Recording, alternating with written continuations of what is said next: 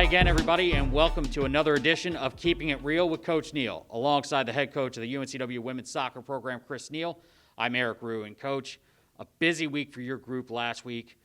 A pair of overtime verdicts, one in your favor, one not so much. Give us a broad view of the week that was for you.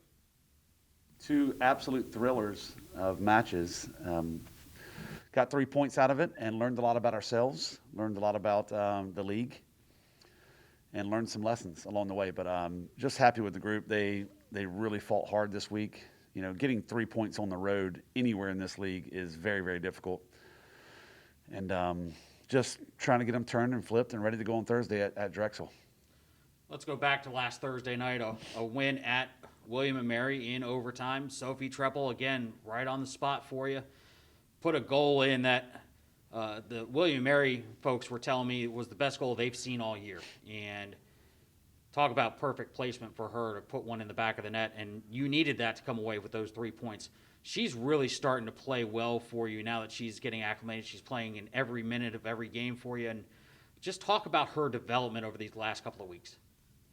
Special player, Sophie is. You know, she the goal she scored at William & Mary, I've never seen a better finish technically at this level. That was outrageous. I almost couldn't believe it when I saw it. So just a special, special goal. And she's gotten acclimated to the American game very quickly. She's a super intelligent player and highly coachable. There's no communication issues with her.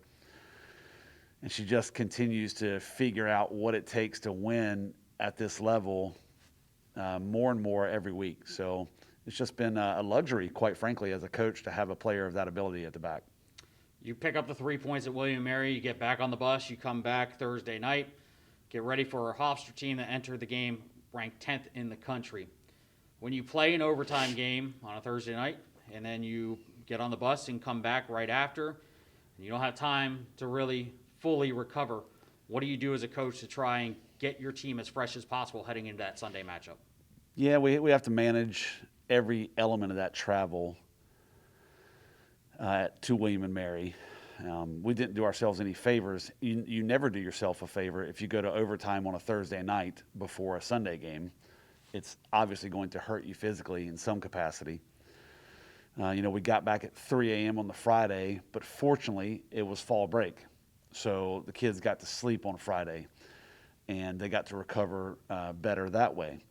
And then we don't do anything super intense on the Saturday. We keep it light. Their spirits were good. I thought culturally we were in a really good spot, going into that hofstra game. And it was the epic battle that we knew it would be. Go into that Sunday game against Hofstra, a team that has been firing on all cylinders, multi-goal games in all but one contest, and you held your own with them in the first half, scoreless at the break, and then you traded goals in the second half, and you go to overtime again. What does that say about your team to be able to keep one of the top offenses in the country to one goal through 90 minutes? Well, we learned a lot about ourselves that day, and I think that we walked away with mixed emotions. Very upset that we did not win because we had chances to go ahead in the first half. We had a chance to level in the second half, and it just didn't quite work out on the day, so we were upset that we didn't win, but also optimistic that, if we get a chance, if we earn the chance potentially to play them again in a semifinal, we feel that we can win the match. So it was mixed emotion for us. At the end of the day, they're a very, very good team with very good players, and you have to execute on both sides of the ball. And there were moments, both attacking-wise and defensively, that we're going to want a second chance at. We just didn't execute at critical moments. And that's a team that doesn't need a lot of chances. If you make the wrong mistakes in and around your own goal, they're going to punish you. And that was the story of the day. A couple of players to highlight from that Hofstra game. Audrey Harding gets her 20th career goal, the 10th player in program history to do that. She found a way to get you guys equal in that second half. And, again, it's being in the right place at the right time. She took a nice shot, and it went in the back of the net. Talk about that a little bit. Really proud of Audrey. She is involved in every facet of the game at this point. She's defending with passion and helping us win the ball high up the pitch. She is attacking-wise doing her natural thing, which is beating players on the dribble. Free kicks, she's a threat, which she scored off of against Hofstra. She affected the first ball and then found the second ball and finished it. So I just couldn't be prouder of Audrey. She is really working her tail off. We've got to keep an eye out for her energy levels and take care of her in the interim, but she is really operating at a high level right now. Sunday's game featured the top 2 netminders in the CAA, including freshman Kaylee Bierman, and in games of that magnitude, you would hope that she would step up, and she certainly did. She made a couple of spectacular saves and finished with 8 on the day. Yeah, I mean, you're going to be under pressure against that caliber of an opponent, and I thought she stood her ground and did well. Now at 3-1-0 in the league, you're through 4 games. You're going to reach the midway point. Give me a broad scope of what you've seen from the league at this point. We're a couple of weeks in, still a couple of weeks to go, but what do you sense from around the league as you've looked at these results and seen what other teams have done?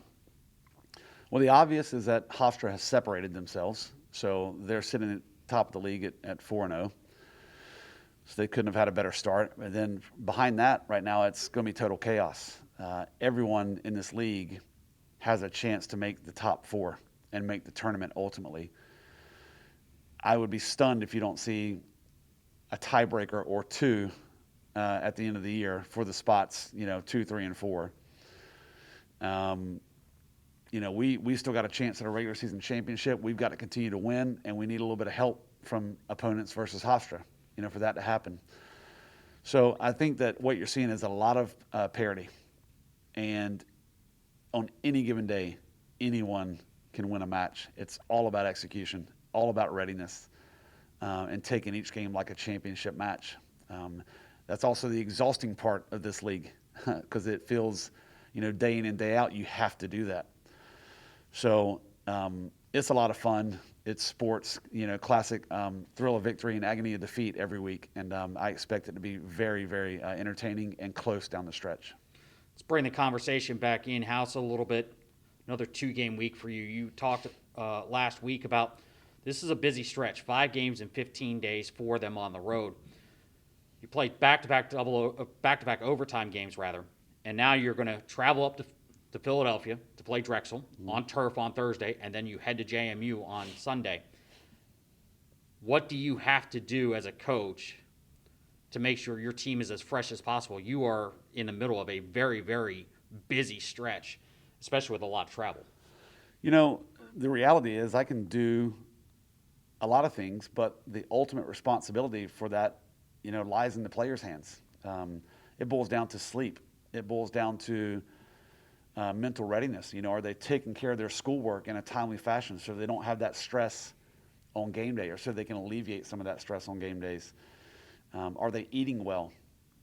Are they in the right mindset? That a lot of that falls with them, and they have to be professionals, and we trust them, and we talk about it a lot.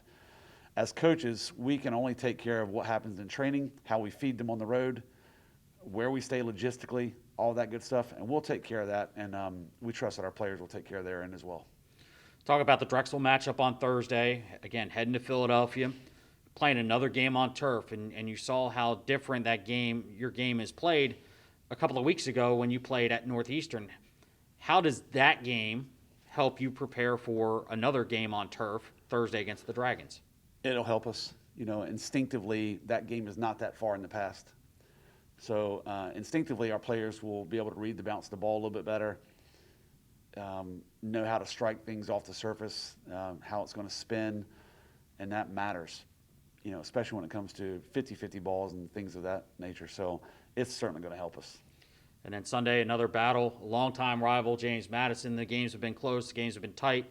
Obviously, your immediate focus is Drexel, but we should probably expect another very tightly contested game between the Seahawks and Dukes on Sunday. Every game. Every game is going to be tightly contested.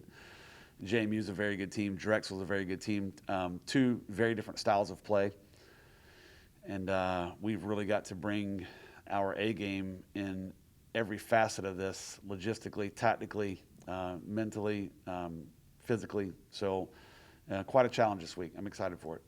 Well, we'll have both games on flowfc.com, and you can visit live stats at uncwstats.com for both contests this weekend. Coach, we wish you the absolute best of luck. We'll chat with you again a week from now. Thank you, Eric.